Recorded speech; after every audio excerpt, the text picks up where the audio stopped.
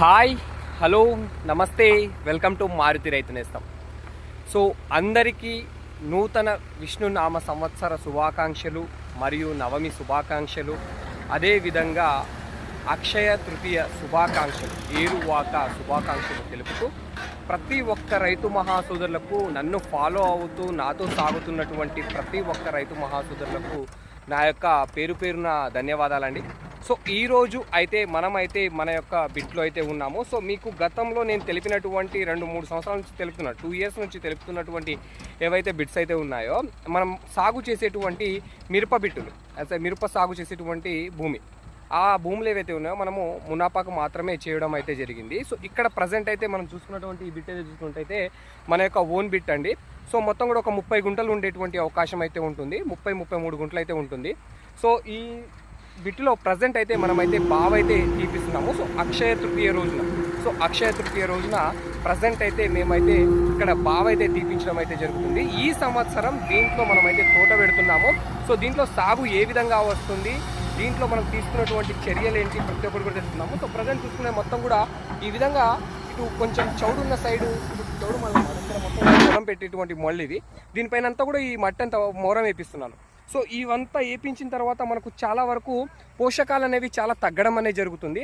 So దానిపైన మనము కొంతపాటుగా దానికి ఎరువులు, అదేవిధంగా అంటే మనకు సహసిద్ధంగా లభించేటువంటి పేడ లాంటిది వేపించుకుంటాను. అదేవిధంగా నేను ఏమేమి ఎరువులు వేస్తాను, అండ్ దీంట్లో కూడా ఒక మంచి సాగు చేసి మంచి దిగుబడి పొందేటువంటి పద్ధతులు అయితే మీకు ఖచ్చితంగా తెలుపుతాను. సో ఎలాంటి పద్ధతులు పాటిస్తాను ఏంటనే అంశం గురించి క్లియర్గా తెలుసుకుందాము.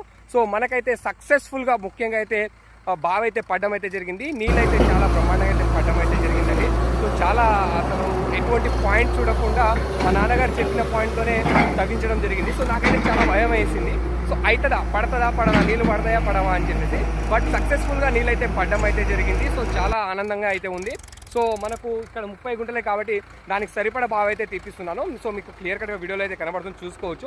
సో ఇది మనకు వచ్చేసి దగ్గర 6 నుంచి 6.5 ఖండాల లోతు అయితే తీపిస్తామండి. సో ఇక్కడ మాకు 3.5 ఖండం లోపట్లోనే మనకు నీళ్ళు అయితే పడడం జరిగింది. ఇంకొక 3 ఖండాల లోపల తీపించుకున్నట్లయితే మనకు నీళ్ళు అయితే బ్రహ్మాండంగా ఉంటాయి. మనకి ఒక 30 గుంటలకు అంటే దగ్గర ఇంచుమించు ఒక ఎకరం. సో ఎకరం లేదు కానీ 30 గుంటలు. సో ఈ 30 గుంటలకు మనకు సరిపడ నీళ్ళైతే ఆ బావి అయితే పుష్కలంగా అందిస్తుంది. సో దాంట్లో ఎటువంటి ఇబ్బంది అయితే లేదు. సో ఈ విధంగా మనం మోరం వేయించుకుంటున్నాం, మొత్తం కూడా మోరం వేయించుకుంటాం. ఇలాంటి మోరం పైన అసలు ఏ విధంగా సాగు వస్తుందనేది కూడా మనం తెలుసుకున్నాము. సో ఈ 30 గుంటల్లో మనమైతే ఈ సంవత్సరం ఖచ్చితంగా అయితే మిరప సాగు చేస్తున్నాము. సో ఆ మిరప సాగు ఏ విధంగా వస్తుంది, సో ఇక్కడ మోరం వేసిన తక్కువగా వస్తుందా ఎక్కువగా వస్తుందా అంశం గురించి కూడా క్లియర్ కట్గా మనమైతే ఫర్దర్ వీడియోస్ అయితే మీకు తెలుసుకుంటాము. అదేవిధంగా ఇప్పటి నుంచి మనకు ఇంకొక 2 డేస్ తర్వాత నుంచి మీకు ఒక బెస్ట్ పత్తి గింజల గురించి చెప్తాను, అండ్ మిరప గింజల గురించి కూడా మీకు క్లారిటీగా వీడియోస్ అయితే వస్తూనే ఉన్నాయి. సో ఇంకా బెస్ట్ టాప్ 5 వీడియోస్ అయితే మీకు ఖచ్చితంగా చేసి చూపిస్తాను. సో మనల్ని ఫాలో అయ్యి ఇంతవరకు మనల్ని ఆదరిస్తూ వస్తున్నటువంటి రైతు మాసులు ఏనాడు కూడా మోసపోయింది అయితే లేదండి. సో క్లియర్ కట్గా వాళ్ళు మనం చెప్పినట్టుగా వాడి మంచి దిగుబడి అయితే పొందడం జరిగింది. ఈ సంవత్సరం చాలామంది రైతులు కూడా మీరు చెప్పినట్టుగా ఫాలో అవడం వలన మంచి దిగుబడి అయితే రావడం జరిగిందని అయితే చాలామంది అన్నారు. సో బట్ కాకపోతే రేట్ల విషయంలో చాలా తగ్గుముఖం అయ్యి రేట్లు మనకు అనుకూలంగా లేకపోవడం వల్ల చాలా దారుణంగా ఇబ్బంది పడడం అయితే జరిగింది. అందరూ నేను కూడా చాలా దారుణంగా ఇబ్బంది పడడం జరిగింది. సో ఈ సంవత్సరం ఉన్న రేట్లకి చాలా అంటే చాలా అధ్వానం అండి. సో ఇప్పుడు చివరిలో నేను ఒక కాపు కూడా కోపించాను. ఆ కాపుకు సరిపడ అంటే మనం కోపించిన కూలికి సరిపడ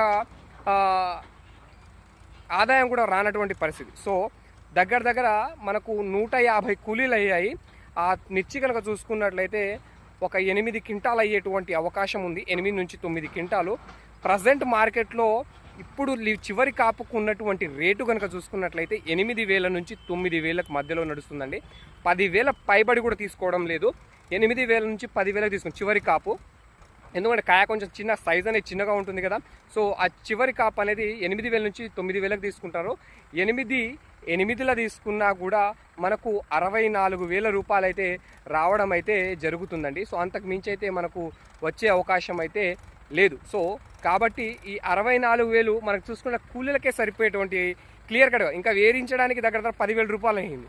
145 కూలీలు 45,000 ప్లస్ దానికి ఇంకొక 10,000 55,000 రూపాయలు అక్షరాల కూలీలకే అయిపోయింది. నాకు వచ్చేది 64,000.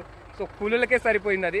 సో దాని గురించి మనం మాట్లాడుకోవడం కూడా పెడతాం. ఈ సంవత్సరం అయితే చాలా అధ్వానంగా రేట్లు అయితే చాలా అధ్వానంగా, రైతులకు ఎటువంటి అసలు ఏ మాత్రం కూడా గిట్టుబాటు కానటువంటి పరిస్థితి. ఈ సంవత్సరమైనా మంచి రేట్లతోటి ఉంటాయని ఆశిస్తూ ఈ అక్షయ తృతీయ సందర్భంగా మనమైతే మన యొక్క కొత్త బిట్లో, మన సొంత బిట్టులో మనమైతే బావి తీపించుకొని తోట వేసేటువంటి ప్రయత్నం చేస్తున్నాం. ఎన్ని సంవత్సరాలు, 2 సంవత్సరాల నుంచి, అంటే నేను గత 9 సంవత్సరాల నుంచి సాగైతే చేస్తున్నాను. బట్ 9 సంవత్సరాల నుంచి కూడా మునాఫా, అంటే ఒకరి పొలాల్లో మనం మునాఫా తీసుకుని సంవత్సరానికి 20,000 30,000 అని చెప్పేసి ఇచ్చి పండిస్తున్నాం. సో ఈ సంవత్సరం ఈ మన యొక్క ఓన్ బిట్లో అయితే ఒక 30 గుంటలు వేసి అయితే చూస్తామండి. సో అదేవిధంగా ఇంకొక చోట మనకు ఇంకొక ఎకరంన్నర ఉంది.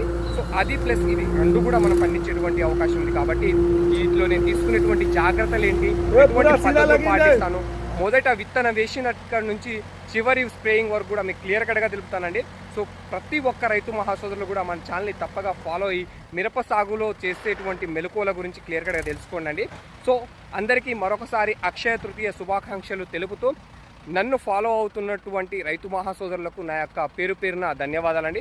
Thank you so much. ఇంతవరకు మన ఛానల్ ఎవరైతే కొత్తగా చూస్తున్నారో వాళ్ళైతే ఖచ్చితంగా అయితే మన ఛానల్ సబ్స్క్రైబ్ చేసుకోండి. మిరప సాగులో ఉన్నటువంటి మెలకువల గురించి క్లియర్ కట్గా తెలుసుకోండి.